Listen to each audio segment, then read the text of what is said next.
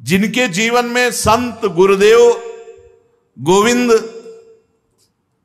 तो कोई उनको शाप या मंगल नहीं कर सकता। जिसके जीवन में कोई संत है, कोई गुरुदेव है, गोविंद है, उसका अमंगल नहीं हो सकता। इसलिए तुम जल्दी से किसी को गुरु रूप में वरण करो। देखो, शास्त्र कहता है यदि ज्ञानी हो, तपस्वी हो, तो अपने से अवस्था में छोटा भी हो तो उसके पैर छूने चाहिए। उसके चरण छूना निंदनीय नहीं है, क्योंकि वो बंदनीय पुरुष है, आप बंदनीय हो। इस सेवा अपराध है, इनसे बचना चाहिए। पहला है सवारी पे चढ़ करके भगवान के दर्शन करने जाना। अगर आप जा भी रहे हैं तो कम से कम 100 कदम पैदल चलें, इतनी दूर वाहन खड़ा कर दो और नंगे पैर वहां से जाओ। खड़ाऊं या पादुका पहनकर भगवान के मंदिर में दर्शन के लिए जाना यह अपराध है। हमें तो यही प्रार्थना करनी है कि सीढ़ियों के नीचे तो उतार दो जूता चप्पल। कुछ लोग तो ऐसे हैं कि टोके ना तो जूता चप्पल पहन के ही दर्शन कर ले। इतने सुकुमार तत्व हैं। कई ऐसे भगवान के मंदिर में सवारी में चढ़ करके जाना या खड़ाऊं पादुका पहन करके जाना, ये निषेध है, ये अपराध है। दूसरा, रथ यात्रा, जन्माष्टमी, राधाष्टमी, रामनवमी, अगर आप नहीं कर सकते, आप में सामर्थ्य नहीं, तो जहां उत्सव हो रहा हो वहां सम्मिलित हो जाना चाहिए। ये भागवतिक महान उत्सव हैं भगवान के प्रादुर्भाव के, उनमें सम्मिलित हो जाना चाहिए। अगर ऐसा नहीं तो ये भी अपराध के अंतर्गत आता है। तीसरा, भगवान के श्री विग्रह के दर्शन हुए पर आपने प्रणाम नहीं किया। जैसे ऐसे जहां हो इतना जरूर करो, चाहे जिस भगवान के हो, इसमें अनन्यता नहीं है। जैसे परिक्रमा लगाते थे, हनुमान जी की आरती हो रही, जय राधा वल्लभ लाल की, 1 मिनट रुके, उनकी आरती हो रही, महाभागवत है, सब संतों को प्रणाम करते हो, हनुमान जी को प्रणाम नहीं करोगे? हनुमान जी महाभागवत, उनको प्रणाम करने में तुम्हारी निष्ठा बदल जाएगी क्या? जय राधा वल्लभ लाल की आरती हो रही, उसी में दर्शन मेरे प्रभु इस रूप में विराजमान। जो भी देवालय, जो भी मंदिर अगर हमारी दृष्टि में गए तो ऐसे प्रणाम, उनसे बढ़कर थोड़ी हो। सब में हमारे प्रभु सर्वान वस्तुतया निरीक्ष परम स्वाराध्य बुद्धिर्मम। प्रभु के श्री मूर्ति के दर्शन करके प्रणाम न करना या जूठे मुंह अपवित्र अवस्था में प्रभु के दर्शन करने जाना। पवित्रता अगर नहीं रहेगी ना तो बुद्धि भ्रष्ट होती रहेगी, पक्का समझ लो। पवित्रता की बहुत जरूरत है। आजकल प्रायः पवित्रता का ज्ञान नहीं रखते हैं। अशुचि अवस्था में दर्शन करना। अगला, एक हाथ से प्रणाम करना भगवान को। जैसे श्री विग्रह भगवान का है तो एक हाथ से ऐसे नहीं प्रणाम किया जाता। संत को, गुरुदेव को, भगवान को ऐसे। एक आए थे एकांतिक में, तो हम कहा भैया इसका मतलब क्या है? तो हम कहा ये तो नेता, मित्र, दोस्त ऐसी जगह होता है। कहा भगवान और संतों गुरुजनों के सामने तो ऐसे, हमको तो ऐसे ऐसे ठीक है। ये राजकीय विभाग में चलता है, भगवत विभाग में ऐसे चलता है। कर जोड़ करके भगवान को, गुरुदेव को, संतों को ऐसे हाथ जोड़कर, एक हाथ से भगवान को ऐसे नहीं किया जाता, प्रभु को ऐसे नहीं किया जाता। प्रभु के श्री विग्रह के सामने एक हाथ से प्रणाम करना या गुरु जी को। इतने सत्संग नहीं ना, तो प्रायः आजकल के बच्चे प्रियता में दाहिने हाथ में मोबाइल होता है और बाएं हाथ से ऐसे करते हैं। रोज हमें होता है, हमें रोज होता है। और बाएं हाथ से जानते हो किसको किया जाता है? शत्रु को। जब किसी राजा के यहाँ संधि कराने या गुप्तचर या दूत ऐसे, तो अब उस राजा को तो करना ही पड़ेगा, तो बाएं हाथ से करता था। तो वो समझ जाते थे शत्रु पक्ष का है। और वो वीर इतना कि गर्दन उतरा सकता है, लेकिन दाहिने हाथ से सलूट नहीं कर सकता, क्योंकि शत्रु पक्ष का है तो बाएं हाथ से ही करेगा। एक हाथ से प्रणाम करना या बाएं हाथ से प्रणाम कर। अब सत्संग नहीं तो बेचारे नहीं जानते हो, राधा राधा नहीं बोलेंगे, राधा राधा बोलो, तुम्हारी वाणी पवित्र, तुम्हारा जीवन पवित्र। हमें बहुत सुख मिलता है जब कोई रास्ते में जैसे राधा राधा तो हम खड़े हो जाते हैं, राधा राधा राधा, आपका भी मंगल, हमारे कानों का भी मंगल, और हमारा हृदय गर्व में भरता है, मेरी महारानी जी का नाम लिया जा रहा है। परिक्रमा करते समय प्रभु के श्री विग्रह के सामने आकर के ना रुक करके प्रणाम करना और ऐसे घूमते रहना, यह भी अपराध है। परिक्रमा तो एक परिक्रमा की, सामने आए प्रणाम किया, फिर दूसरी की, फिर सामने आए प्रणाम किया। 4 परिक्रमा अपने प्रभु की होती है, हरिप्रियाजू की 4 परिक्रमा। और प्रभु के श्री विग्रह के सामने पैर पसार करके बैठना है। प्राय जिनको सत्संग नहीं मिला वैसा, राधा वल्लभ जी में जैसे वो बारंडा है ना सामने, चौकस ऐसे ऐसे बैठ के पैर ऐसे, अपराध है। प्रभु के सामने पैर लंबे करके या ऐसे पैर घुटनों में बांध करके बैठना। प्रभु के श्री विग्रह के सामने दोनों घुटनों को ऊंचा करके उनको हाथ से लपेट करके, प्रभु के श्री विग्रह के सामने ऐसे ऐसे नहीं, या तो हाथ जोड़े खड़े रहो या ऐसे हाथ नीचे कर लो, मतलब एक सौम्य मुद्रा होनी चाहिए। यदि वहां खड़े हो वैसे उचित तो यह कि जितनी देर खड़े रहो हाथ जोड़े खड़े रहो प्रभु के सामने। पर जिनको सत्संग नहीं मिला, जिनको ज्ञान नहीं, तो प्राय ऐसे खड़े होते हैं प्रभु के सामने। प्रभु के सामने, गुरुदेव के सामने, संतों के सामने ऐसे नहीं खड़े हुआ जाता। और प्रभु के सामने बैठ करके सोना यह अपराध है, इसमें पाप लगता है, मलिनता हो। जैसे सत्संग में सोना, प्रभु के सामने बैठे हुए सोना, या स्वाध्याय करते हुए, भगवान के श्री विग्रह के सामने पाना। जैसे चरणामृत मिले तो साइड में होके, प्रसाद मिले तो साइड में होके, ऐसे नहीं वहीं सामने ही, प्रभु के सामने नहीं। भगवान के श्री विग्रह के सामने झूठ बोलना, बात ही मत करो, मंदिर में बात मत करो, गलती हो जाएगी। कुछ भी अगर जरा भी झूठ निकला तो वज्र की लीक हो जाएगा, भोगना पड़ेगा। मौन रहो। जब कोई कहे हमें बात करनी, गेट के बाहर मिलो मंदिर के। अगर थोड़ी चूक भी हो जाएगी तो फिर दर्शन कर लेंगे आके, और इन्हीं के सामने झूठ बोल गए तो फिर क्या होगा। श्री भगवान के सामने जोर से बुलाना किसी को बिल्कुल नहीं। अगर वहां है तो बहुत सावधानी से बात की जाती, धीरे से बात की जाती है, वो भी प्रभु संबंधी बात की जाती है।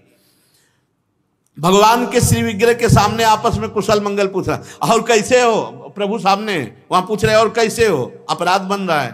उनसे पूछो कैसे हो, उनसे बात करो, प्रभु से, प्रभु के पास आए, सही पूछो। बिल्कुल नहीं, सीधे गए, बस आंख में आंख मिलाई, जितनी देर टिके बस आंख बंद की, फिर आंख में आंख मिलाई, नख सिख लो अंग माधुरी, उसका पान करो, चुपचाप बाहर निकल जाओ।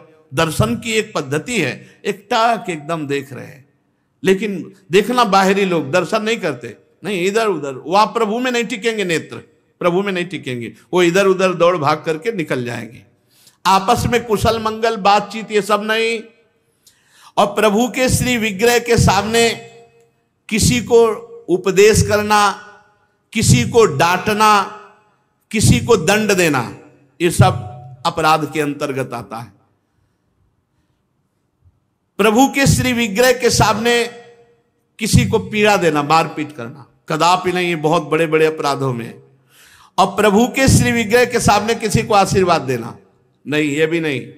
सामने विराजमान है, उन्हीं के आशीर्वाद से सबका आशीर्वाद है।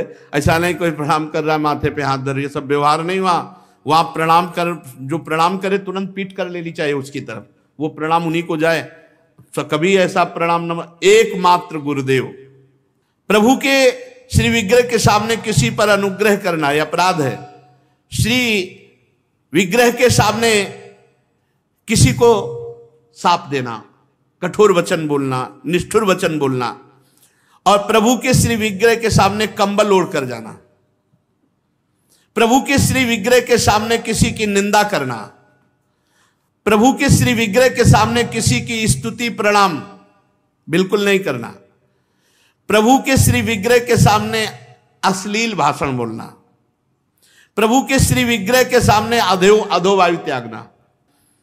अच्छा, प्रभु को सामर्थ्य रहते हुए गौड़ उपचार के द्वारा भोग लगाना। जैसे अपने तो हलवा और चाय चल रही सुबह, और ठाकुर जी के लिए चिरौरी रखवा दिए, बहुत ही हैं। टॉफी लपटी भई उसमें प्लास्टिक में, एक कटोरी में भर के रख दी, पानी रख दी, जमाने की वही रखी, और अपना रोज सुबह शाम दोपहर सब नए नए पदार्थ पा रहे हैं। अपराध लगता है। ये मनोरंजन के लिए श्री विग्रह खरीद के मत ले जाना कोई। श्री विग्रह जाने का मतलब है पूरे के पूरे प्रभु आए हैं, सुबह से लेके शाम तक उनको खवाओ पियाओ, स्नान श्रृंगार सब ना हो हिम्मत तो छवि खरीद ले, उनके दर्शन करो। श्री विग्रह मत ले जाओ। श्री विग्रह ले जाओ, चाहे गोपाल जी का चाहे प्रिया प्रीतम जी का, उनकी सेवा करो ऐसे जैसे अपने बच्चे की जाती है। अपना बच्चा अगर नहीं पवाएंगे तो भूखा रहेगा, नहीं स्नान कराएंगे तो वैसे, नहीं शयन कराएंगे तो नहीं शयन करेंगे।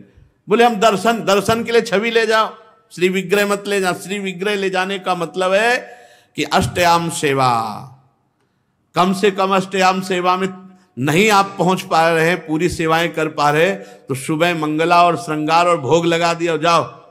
फिर शाम के आए तो आरती कर दी, फिर भोग लगाया, दूध पिलाया, शयन कराया, इतना तो होना ही चाहिए। अब आप तो खाते हैं अच्छे अच्छे पदार्थ, तो ठाकुर जी के आगे प्लास्टिक में लपटी हुई टॉफी रख दी या चिरौरी रख दी। आपकी सामर्थ्य है, सब अच्छे अच्छे कपड़े पोशाक सब पहना सकते हो, ऐसे ठाकुर जी को ऐसे नहीं। आपके पास सामर्थ्य के अनुसार ठाकुर, ओ वैसे तो जी जान से प्यार करो, बहुत कृपाल ठाकुर है, बहुत कृपाल। आपसे बात करने लगेंगे, आपको मना करेंगे, ये नहीं खाना हमें, ये खाना है ऐसे। अरे आप आसक्ति करके तो देखो, निहाल कर देंगे। और अभी आप यहाँ पवा, फिर वो आपको अपने यहाँ ले जाके पवाएंगे, और ऐसा पवाएंगे कि निहाल हो जाओगे।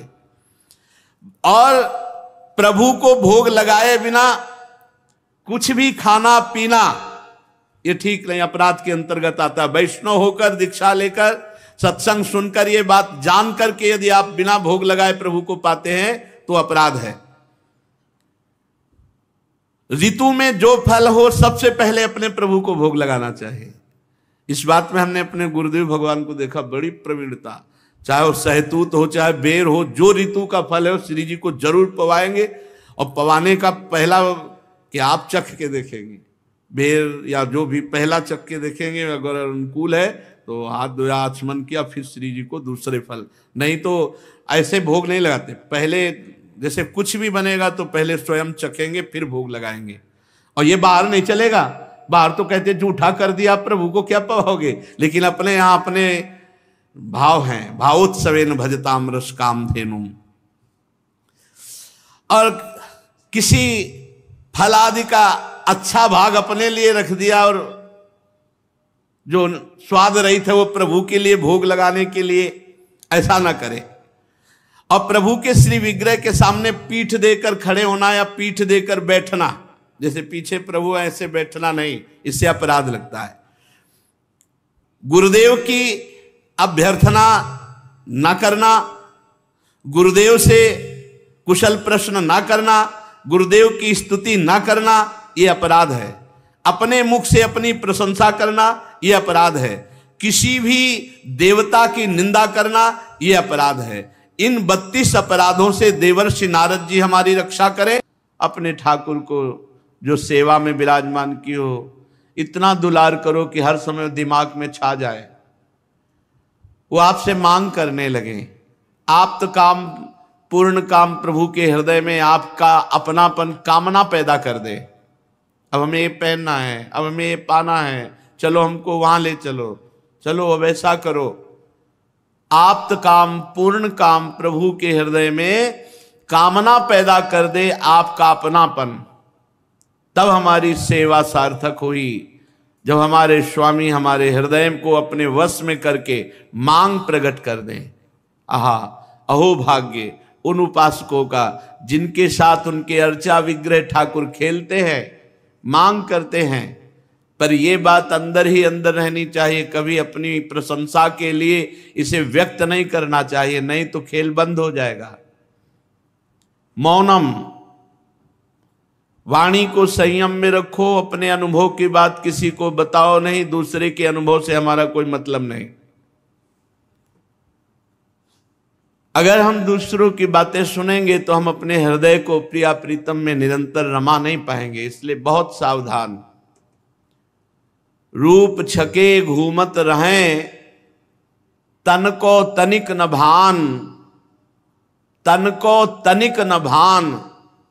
ये स्थिति नारायण दृग जल बहे, यह है प्रेम पहचान। अपने प्यारे की याद में अधिपाण कपोल आद्य भावोत्पुलक कुलहा कलनयन सुकेली वृंदम। ऐसे हथेली पर कपोल टिकाए हुए अश्रु प्रवाह करते हुए प्रिया प्रीतम की रूप माधुरी, उनकी लीला माधुरी, उनकी केली में चित्त समाहित है, चित्त डूबा हुआ है। कुरमौन मनी आस्व वृंदावन, सीधा वृंदावन में मौन का आश्रय लेकर, वाणी को मौन करके और शरीर से व्यर्थ चेष्टा ना होने पावे, एकांत भाव, आद्य भाव, श्रृंगार भाव, महामाधुर्य रस, प्रिया प्रीतम की रस केली जो श्रीमद चतुरासी जी में, श्री 42 लीला जी में, श्रीमद केलीमाल जी में, ये सब महासुखमय प्रिया प्रीतम को सुख पहुंचाने वाली केली है। इसका गायन मात्र से युगल सरकार बहुत प्रसन्न होते हैं। श्री प्रिया प्रीतम के केलीवन वृंदावन में जो अश्रु प्रवाह प्रिया प्रीतम के लिए होता है, आह धन्य जीवन उसका हो गया। अपनी वासना पूर्ति के लिए, शरीर संबंधी के लिए मोह ममता से युक्त होकर तो जगत रो ही रहा है और रोना ही पड़ेगा सबको, लेकिन प्रभु के लिए कोई रो रहा है, प्रभु के लिए आंसू बहा रहा है। हाँ, सा तरती सा लोकान तारयति, वो स्वयं तर जाता है, वो लोगों को पावन करने की सामर्थ्य रखता है, जो भगवान के लिए विकल होकर के अश्रु प्रवाह करता है। अपने प्यारे की याद में जो अश्रु प्रवाह करता है, यही हृदय की समस्त कालिमा को धो करके भगवत प्रादुर्भाव, भगवान उस हृदय में प्रकट हो जाते हैं। जहां अश्रुओं से कपोल भींगने लगे, नाम स्मरण करते हुए रोमांच होने लगा, भाव देश में प्यारे की मधुर मूर्ति विराजमान है। बस अब आगे कुछ करना नहीं हो तो अपने आग लीला का प्रादुर्भाव होना, प्रिया प्रीतम की सेवा सौंज में चित्त का पूर्ण रूप से लीन होना, अपनी शुद्ध विस्मरण हो जाना, शरीर चेष्टा युक्त है या चेष्टा रहित, शरीर भान रहित चेष्टा होना, शरीर भान रहित चेष्टा होना, ये सब दिव्यता, वाणी से मौन, शरीर से निरपराध, कोई ऐसे आचरण न बने, खूब निरंतर नाम जप, धाम की रज का सेवन, रसिकों का संग, तो ये दुर्लभ वस्तु प्राप्त होती है। चलते हैं श्रीमद् भागवत महापुराण, प्रसंग चल रहा है प्रचेताओं के, 10 प्रचेताओं के एक महान पुत्र श्री दक्ष प्रजापति। ये वही दक्ष प्रजापति हैं जिनका अपराध बन गया था भगवान शंकर से, जिसके कारण बकरे का शर लगाया गया था। शरीर पूरा होने के बाद ये यहाँ प्रचेताओं के यहाँ मारिशा के गर्भ से श्री दक्ष जी का प्रादुर्भाव हुआ। भगवान की आराधना की, भगवान को प्रसन्न किया। ब्रह्मा जी ने आदेश किया आप सृष्टि वृद्धि करो, तो 10,000 पुत्र प्रकट किए, जिनको नारद जी ने बैरागी बनाकर भगवान के मार्ग में सदा सदा के लिए भेज दिया। फिर 1,000, उन 1,000 को भी, तो दक्ष जी को बहुत क्रोध आया, बड़ा उल्टा सीधा नारद जी को कहा और आखिरकार शाप दे दिया कि तुम 2 घड़ी से ज्यादा कहीं टिक नहीं सकते हो, 48 मिनट कभी भी तुम एक जगह ठहर नहीं सकते, ये मैं शाप देता हूं। संत शिरोमणि देवर्षि नारद जी ने हाथ जोड़कर शाप स्वीकार किया। बस इसी का नाम साधुता है कि हम अपने प्रभु का कार्य करें, सत कार्य करें, किसी का मंगल नहीं। फिर भी हमें अगर कोई गाली देता है कोई दंड देता है या उपहास करता है या शाप देता है तो हम उसे स्वीकार करते हैं, क्योंकि मेरे प्रभु का ऐसा ही विधान है, ये मानकर हमने गलत नहीं किया। अगर हमें फिर कोई दंड देता है तो हम स्वीकार करते हैं कि मेरे प्रभु का विधान है। यही साधुता है। साधुता इसी का नाम है कि नारद जी में सामर्थ्य है शाप देने की, लेकिन शाप नहीं दिया। दक्ष प्रजापति का दिया हुआ शाप स्वीकार कर लिया, कोई अपराध नहीं किया था, सतमार्ग पुष्ट किया था, जो बहुत ही दुर्लभ है। जीव को संसार के मार्ग में सब फंसाने वाले मिल सकते हैं, लेकिन आवागमन से मुक्त करने वाला तो कोई भगवान का महाभागवत प्रेमी जन ही होता है।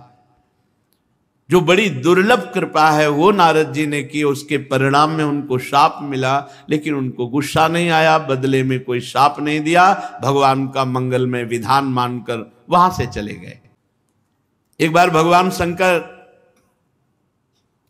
भगवान श्री हरि के प्रेम में तांडव कर रहे थे कैलाश में, तो बाणासुर इस सेवा में था, तो ताली, तांडव के साथ ताली ऐसे बहुत प्रसन्न है और कहा जाओ तुम्हारे सहस्त्र भुजाएं हो जाएं, 1000 भुजाएं हो गई।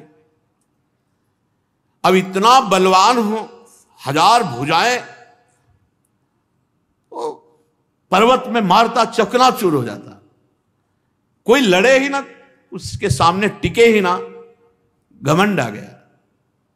भगवान शंकर के पास गए, बोले जगत गुरु आओ हमसे युद्ध करो। भगवान शंकर ने हंस दिया, अरे अभिमानी, कहीं गुरु से ऐसा कहा जाता? जाओ हमारे समान बलवान से तुम्हारा युद्ध होगा और तुम्हारी भुजाओं की खुजली जड़ से मिट जाएगी। तो भगवान श्री कृष्णचंद्र जी ने सुदर्शन से काटी भुजाएं। ऐसे ही जब इंद्र त्रिलोकी का ऐश्वर्य पाए तो बड़े घमंड में आ गए। ये को नरस जन्मा जगमाही, प्रभुता पाहि जाहि मद नाही।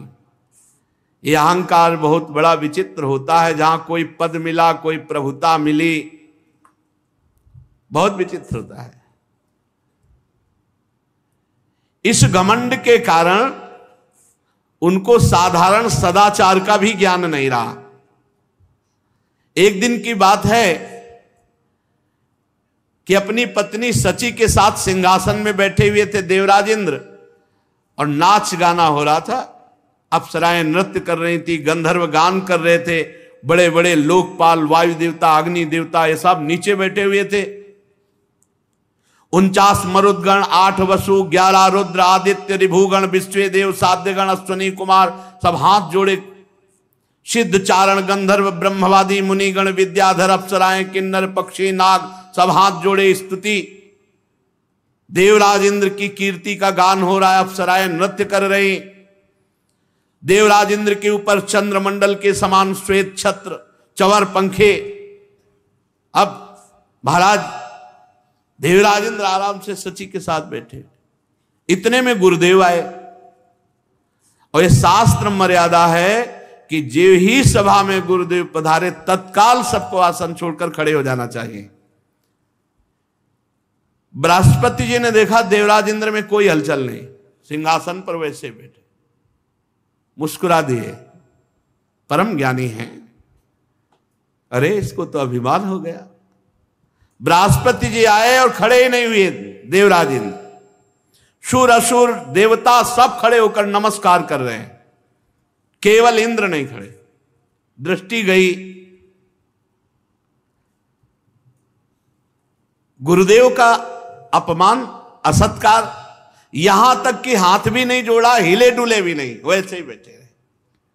त्रिकालदर्शी सर्व समर्थ बृहस्पति जी ने देखा कि घमंड, ऐश्वर्य का घमंड, बस तत्काल वहां से सर नीचा किया, वापस सभा से हो गए। ये बहुत बड़ी हानि हो गई। गुरुदेव का अपमान, सर्वनाश। जब बृहस्पति जी चले गए तब देवराज इंद्र को होश आया कि अरे तो हमने अपमान कर दिया अपने गुरुदेव का। ये घमंड बहुत बड़ी गलत है। ये अगर आ गया तो इसका काम ही है केवल विनाश करना, पतन करना। अहंकार आ जाए, घमंड आ जाए तो निश्चित पतन हो जाएगा, निश्चित। वो समझ गए कि गुरुदेव की अवहेलना की, अब कोई भारी न भारी विपत्ति आ जाएगी, भारी न भारी संकट आ जाएगा। अब वो तो चिल्लाने लगे, सभा में निंदा करने लगे, मैं कितना घमंडी, हाय हाय ये क्या हो गया, मैंने अपने गुरुदेव का अपराध कर दिया, मैं बड़ा मूर्ख हूं, मैं ऐश्वर्य के घमंड में, त्रिभुवनपति के घमंड में अपने परम पूज्य गुरुदेव की अवहेलना कर दी, गुरुदेव का तिरस्कार कर दिया, मैं बड़ा निंदनीय हूं। अपने आप चिल्लाने लगे। भला कौन विवेकी पुरुष होगा कि जो स्वर्ग की राज्य लक्ष्मी पाना चाहेगा? इस राज्य लक्ष्मी ने कैसा अपराध करा दिया, मेरे गुरुदेव का अपमान करा दिया। अब वो बहुत विचलित हो गए देवराज इंद्र। बृहस्पति जी ज्ञान के अथाह समुद्र हैं। देवराज इंद्र खोजने लगे कि गुरुदेव के चरणों में पढ़कर के क्षमा याचना करूं, पर बृहस्पति जी अंतर ध्यान हो गए।